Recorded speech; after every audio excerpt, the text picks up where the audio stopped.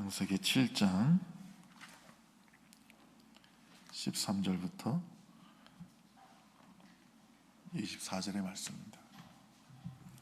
곧 그날에 노아와 그의 아들 셈, 함, 야벳과 노아의 아내와 세 며느리가 다 방주로 들어갔고 그들과 모든 들짐승이 그 종류대로 모든 가축이 그 종류대로 땅에 기는 모든 것이 그 종류대로 모든 새가 그 종류대로 무릇 생명의 기운이 있는 육체가 둘씩 노아에게 나와 방주로 들어갔으니 들어간 것들은 모든 것의 암수라. 하나님이 그에게 명하신 대로 들어가매 여호와께서 그를 들여보내고 문을 닫으시니라.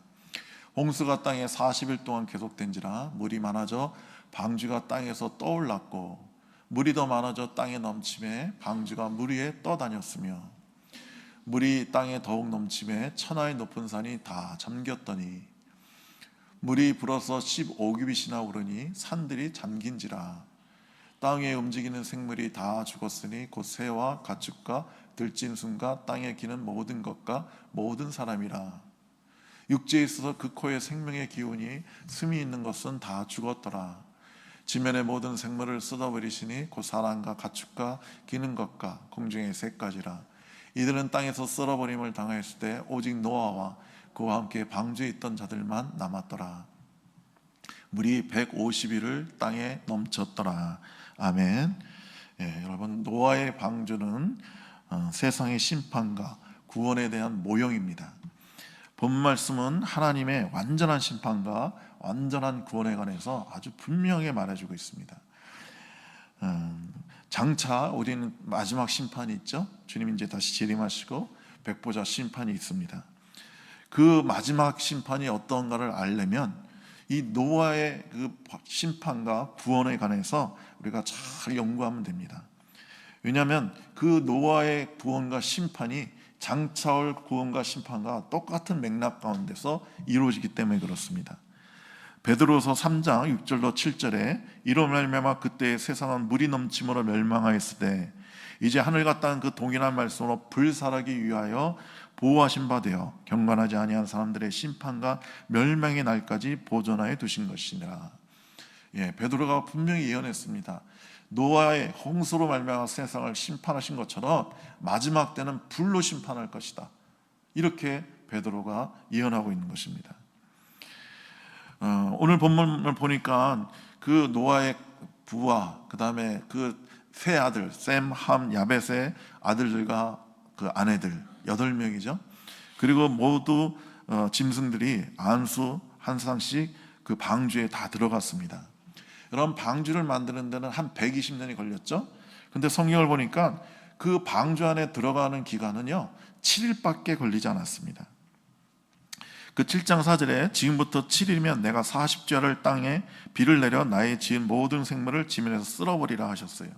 그러니까 이 7일 안에 모든 그 사람과 방주에 들어가야 될 짐승들이 다 들어갔다는 거예요. 여러분, 마지막 수가 차는 기간은 순간적입니다. 지금도 하나님은 마지막 수가 차기를 기다리고 계신 거예요. 그러니까 구원받기로 예언된 사람들이 다 구원받기를 지금 기다리고 계신 것입니다.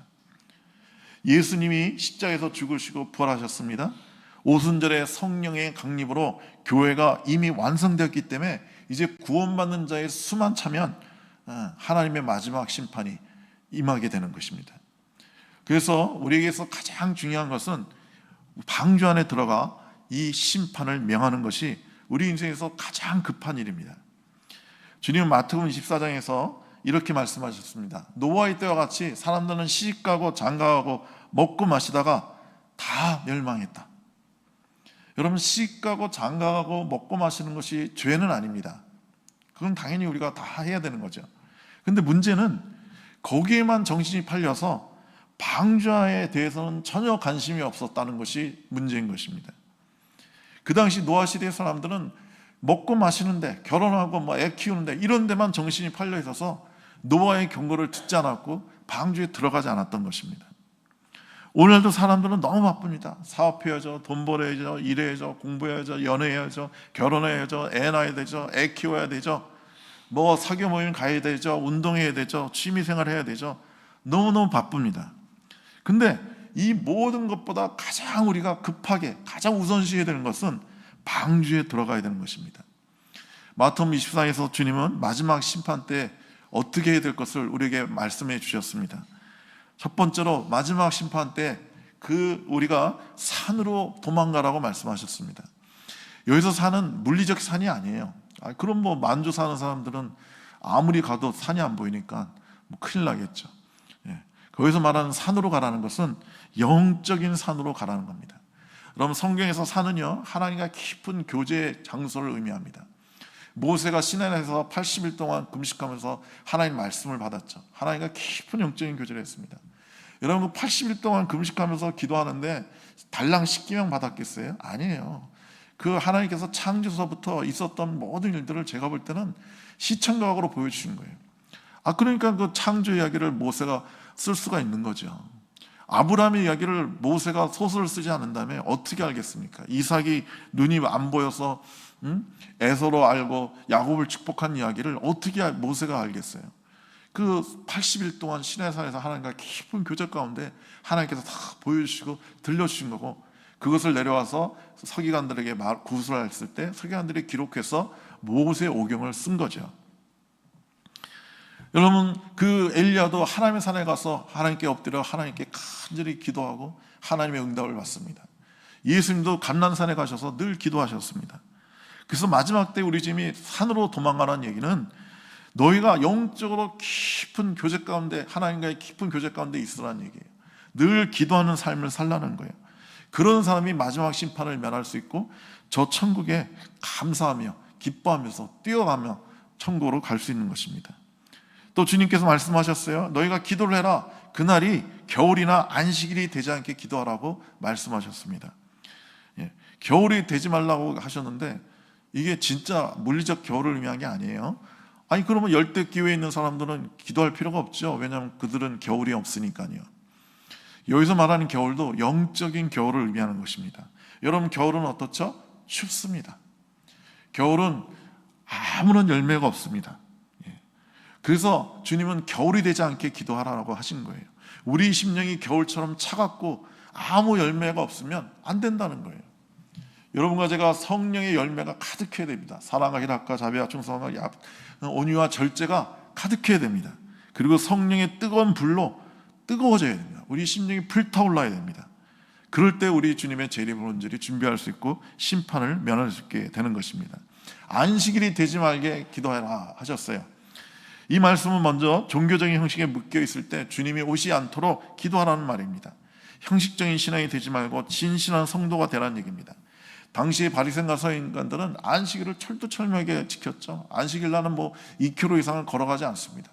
무게를 15kg 이상을 들지 않습니다. 절대 일하지 않습니다. 제 스승이 예루살렘 거기서 공부를 하셨는데 일요일 날 그러니까 안식일 날이죠. 일요일 아니라 토요일 날 안식일 날 아파트 복도를 지나가는데 관리인이 자기를 부르더래요. 그래서 왜 그러십니까? 갔더니 이 전등 불이 켜져 있는데 이것 좀 꺼달라고 그러더래요. 그러니까 스위치 이렇게 한 번 하는 것도 안식일 날 일하는 게 되니까 자기는 일 안 하고 이방인 자기를 불러서 너는 이방인이니까 안식일 안 시켜도 되니까 버튼 끄라는 거예요. 그래서 버튼을 그 앞에서 껐다고 합니다. 그러니까 그렇게 잘 지켰지만 형식적으로 지킨 거죠. 그 사람들은 율법은 잘 지켰지만 율법의 본래 정신, 사랑과 긍휼과 내면의 사랑은 몰랐던 사람들입니다. 두 번째로 안식일이 되지 않게 기도하라는 것은 오늘날 주일에 주님이 공중 재림하시고 불심판이 떨어지면 주일 예배에 빠진 사람들은 아마 부끄러움을 당하게 될 것이에요. 그렇기 때문에 안식일 날이 되지 않게 기도하라는 겁니다. 평일날 심판이 임한다면 진실한 그리스도는 모두 구원받겠지만 주일날 주님이 오신다면 그날 교회를 떠난 사람, 교회 밖에 있는 사람들은 정말 부끄러움을 당하겠죠. 그러므로 말세가 가까울수록 마귀는 우리를 점점 바쁘게 만들 겁니다. 그래서 모이기에 힘쓰는 일을 못하게 할 거예요. 그러나 성경은 말합니다. 히브리서 10장 24절 25절에 서로 돌아봐 사랑과 선행을 격려하며 모이기를 피하는 어떤 사람들의 습관과 같이 하지 말고 오직 권하여 그날이 가까움을 볼수록 더욱 그리하자. 그러니까 더 우리가 열심히 모이자 이거예요. 주님께서 재림하실 때 교회 모임 중에 영접할 수 있도록 성도들은 기도해야 됩니다. 지금 심판의 날은 가까워지고 숫자는 하나씩 채워지고 있습니다. 어느 순간 다 찰 줄은 모릅니다. 여러분, 주님께서 다시 재림하실 때 뭘 하고 있으면 제일 영광일까요? 뭘 하나님 제일 기뻐하실까요? 교회에 모여서 예배 드리는 거예요? 네. 그것도 아주 중요한 일입니다. 근데 제가 볼 때는요, 주님이 재림하실 때 전도하고 있는 사람이 제일 영광일 겁니다. 예수 믿으면 구원받습니다, 주님 다시 오십니다 하고 막 복음을 선포하고 있는데 주님이 오시는 거예요. 얼마나 큰 영광이겠습니까? 네. 여러분, 주님이 우리 땅에 재림할 때 우리가 뭐 이상한 짓 하고 있으면 안 되는 거예요. 뭐 술 먹고 뭐 그냥 노래나 부르고 앉았고 그냥 세상적으로 열심히 즐기고 있으면 큰일 나는 겁니다. 16절에 들어간 것들은 모든 것의 암수라 하나님이 그에게 명하신 대로 들어가매 하나님께서 그를 들여보내고 문을 닫으시라고 하였습니다. 주님이 문을 닫았어요. 여러분, 방주에 들어간 것은 암수가 아닌 것은 하나도 없었어요. 예. 노아도 부부가 들어갔죠. 쌍으로 들어갔어요. 노아의 아들 3명도 다 부인과 함께 들어갔어요. 짐승들도 다 암소 짝으로 들어갔어요. 그래서 여러분과 저도 교회 혼자 나오지 말고 짝을 데리고 들어가야 합니다. 혼자 방주에 들어간 사람은 없었기 때문입니다. 그리고 방주의 문을 분명히 하나님이 닫으셨습니다. 사람이 닫지 않았어요. 여러분, 노아가 만약에 자기가 그냥 급한 마음에 닫아버렸으면 지금 군뱅이 부부가 3박 4일 걸려서 좀 오고 있는데 아마 노아가 급하게 닫아버렸으면 군뱅이는 구원을 못 받았을 거예요.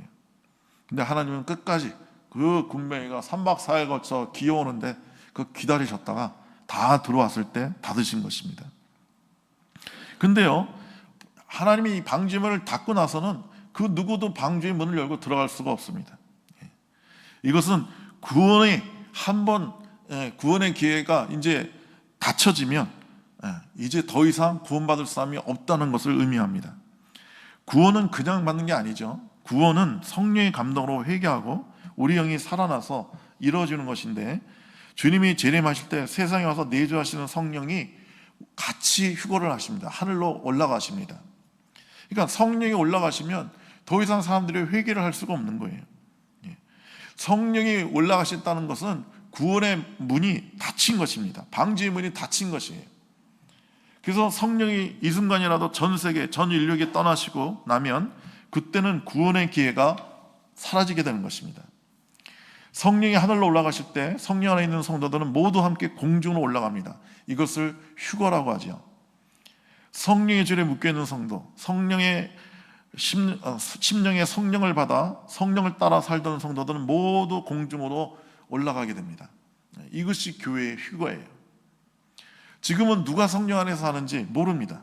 누가 성령 밖에 사는지 몰라요. 구별이 안 됩니다.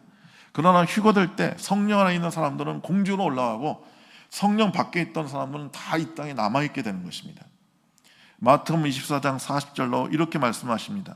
그때 두 사람이 밭에 있으며 한 사람은 데려가고 한 사람은 버려움을 당할 것이요 두 여자가 맷돌질을 하고 있으며 한 사람은 데려가고 한 사람은 버려움을 당할 것이니라. 여러분, 방주의 문이 닫히고 사람들은 어떻게 했을까요? 여러분, 물이 막 40일 동안 비가 오니까 물이 막 점점 차올랐을 거 아니에요. 그럼 사람들이 물이 조금 차오를 때는 뭐 아무 생각 없었겠지만 물이 점점 불어나서 막 집이 다 잠기고 막 산들이 잠기고 할 때 사람들이 어디로 갔겠어요? 방주로 갔겠죠. 이래서 방주를 졌구나. 이 온 세상이 물에 덮였기 때문에 노아가 그래서 저렇게 큰 방주를 지었구나 하고 막 비웃고 욕하던 사람들이 방주로 달려갔을 것입니다. 그래서 막 방주문을 두들겼겠죠. 노아야, 노아, 내가 잘못했네. 내가 당신 놀리고 비웃은 거 용서하게 해주게. 제발 문 좀 열어달라고, 나 좀 태워달라고 막 소리 질렀겠죠. 여보게 노아, 나 여기 금덩이 가져왔네. 금덩이 가져왔네. 이 금덩이 자기 받고 제발 나 좀 태워주게, 나와주게. 뭐 친구도 왔을 거고 뭐 일가 친척도 왔을 거고 뭐 온 동네 사람 와가지고 문을 두들면서 아우성을 쳤을 거 아닙니까? 열어달라고. 근데 방주를 열 수가 없는 거죠. 하나님이 닫으셨으니까. 여러분, 성령과 성령 안에 있는 의인들이 모두 떠나고 나면 이 세상은 참으로 무서운 상태가 됩니다. 지금은 성령님이 악한 마귀를 누르고 있기 때문에 하나님의 자녀들이 함께 섞여 살고 있기 때문에 세상은 지옥이 아닙니다. 예. 세상은 그래도 좀 살만하죠. 예. 세상엔 아직도 아름다움이 있고 행복이 있고 거룩함이 있기 때문에 그렇습니다. 그러나 성령님이 떠나고 성령 안에 있는 성도들이 떠나고 나면 이 세상은 그야말로 악인의 세상이 되는 겁니다. 무서운 짐승과 적그리스도가 백주에 다니며 사람들을 괴롭힐 것입니다. 그야말로 지옥이 될 겁니다. 하나님은 결국 그러한 악인들을 모두 모아들인 후에 저 유황불에 다 집어넣게 될 것입니다. 여러분, 소돔과 고모라에서 롯의 가족을 이끌어내신 후에 소돔과 고모라에 불을 내리셔서 그들을 완전히 심판한 것과 같습니다. 여러분, 그 폼페이의 그 멸망을 보시면 거기 막 유황불이 떨어져-가지고 다 불살라서 다 무너졌는데 그 유적을 보면 막 남녀가 막 껴안고 있고 막 이런 게 고스란히 남아있다고 그러지 않습니까? 그러니까 갑자기 막 불이 임해가지고 뭐 피할 겨를도 없었기 때문에 그렇게 그냥 산채로 그냥 순식간으로 그냥 재로 변해되고 화석이 되어버렸던 것입니다. 그런 것처럼 하나님의 무서운 심판이 임하게 될 것입니다. 하나님의 심판은 완전한 심판으로서 방주 안에 들어오지 않고 생명을 구할 사람은 아무도 없습니다. 19절에 물이 땅에 더욱 창이라며 천하의 높은 산이 다 덮였더니 물이 불어서 15규빗이나 오르며 15규빗은 한 7m 됩니다. 그러니까 세상에서 가장 높은 산 에베레스트 산 위에 7m의 물이 더 있었다는 거예요. 그러니까 살아남을 수가 없죠. 이 코로 호흡하는 짐승들은 살 수가 없는 것입니다. 다 죽었습니다. 사람은 주 예수를 믿지도 않고 스스로 구원받을 수 있는 길을 찾습니다. 그래서 사람 막 돌을 닦고 뭐 명상하고 그래서 높은 경지에 이르고자 합니다. 그러나 아무리 높아져도 하나님은 그 산봉우리가 잠기도록 심판하신 것입니다. 노홍수 때 하나님이 수중 생물을 심판하지 않으셨죠? 왜냐하면 물속에 있는 생물들은 심판이죠. 온 천지에 물이 있으면 더 좋죠. 그러나 마지막 대심판에는요, 물이 아니라 불로 심판하신 겁니다. 그래서 이 불로 심판하기 때문에 수중 생물이고 육지 생물이고 안에 온 우주가 다 심판받고 다 불타는 겁니다. 전 우주적인 심판인 것입니다. 여러분, 이 심판 때는요, 저 지하 카바레에 그 난잡하게 노는 사람들을 심판하지만 그 빌딩 맨 꼭대기에 있는 도서관에서 열심히 윤리와 철학을 공부하는 사람들에게도 심판이 임하는 겁니다. 저 교도소의 살인자들에게도 심판이 임하지만 저 상아탑에서 열심히 가르치고 의와 도덕과 철학을 가르치는 사람들에게도, 그리고 저 사회복지에 열심히 일하고 구제하고 장학사업하고 그런 열심히 사람들을 섬기는 사람들에게도 심판이 임하는 것입니다. 여러분, 이 심판을 벗어나는 길은 오직 예수밖에 없습니다. 세상에는 많은 신이 있죠. 알라 신이 있고 부처가 있고 온갖 신의 이름이 있는데 그건 이름만 다를 뿐이지 궁극적으로는 하나님을 찾는 거예요. 알라를 찾든 하나님을 부처를 찾든 조로아스테르를 찾든 누굴 찾든 간에 그건 다 하나님을 찾는 거예요. 뭔가 절대자를 추구하는 겁니다. 그런데 하나님은 길을 딱 하나만 정해 놓으셨어요. 그 하나님을 찾는 길은 오직 예수 그리스도를 통해서만 올 수 있도록 하나님 정해 놓으신 거예요. 그 외에는 구원이 없습니다. 예수께서 이르시되 내가 길이요 진리요 생명이니 나로 말미암지 않고는 아버지께로 올 자가 없느니라. 그 너무 편협한 거 아니냐, 독선적인 거 아니냐 해도 할 수 없습니다. 여러분, 진리는 하나입니다. 여러분, 우리 인생의 사랑도 하나죠. 나는 순자도 사랑하고 말자도 사랑하고, 만약 이렇게 말하는 사람이 있다면요, 정신과에서는 미친 걸로 여깁니다. 사람은 한 사람만 사랑하게 돼 있어요. 그런 것처럼 구원은 하나입니다. 진리는 하나입니다. 오직 예수 한 분밖에 없습니다.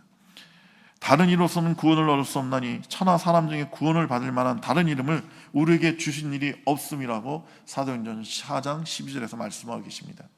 여러분과 제가 구원받으려면 오직 예수를 믿고 예수를 영접하고 예수의 사람이 되어야 되는 것입니다. 그리고 우리는 이 마지막 때를 준비하며 살아야 됩니다. 여러분, 그 마지막을 준비하는 사람은요, 그 삶을 함부로 살 수가 없습니다. 여러분, 그 시한 선고 받은 사람들 보면 처음엔 안 받아들이죠. 처음엔 자기 암이고 앞으로 3개월 남았다 그러면 6개월 남았다 그러면 처음엔 못 받아들이고 막 이 병원 저 병원 가서 계속 진단을 받습니다. 근데 다 암이라고 그러고 당신은 3개월밖에 안 남았다면 그 다음에 막 분노하죠. 예. 내가 왜 암에 걸려 죽어야 되냐고, 뭘 이렇게 잘못했냐고.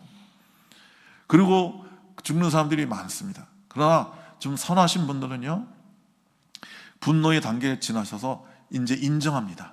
자기의 죽음을 받아들입니다.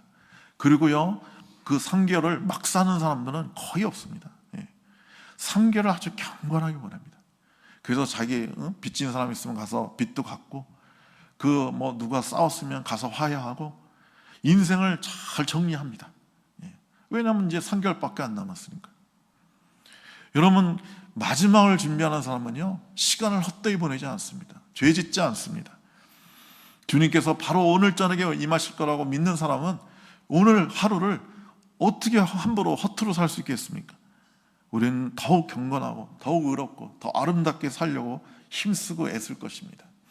여러분, 그날이 도적같이 올 것이라고 말씀하셨지만 이 주님의 다시 오심을 대비하는 사람들한테는 결코 도적처럼 오지 않습니다.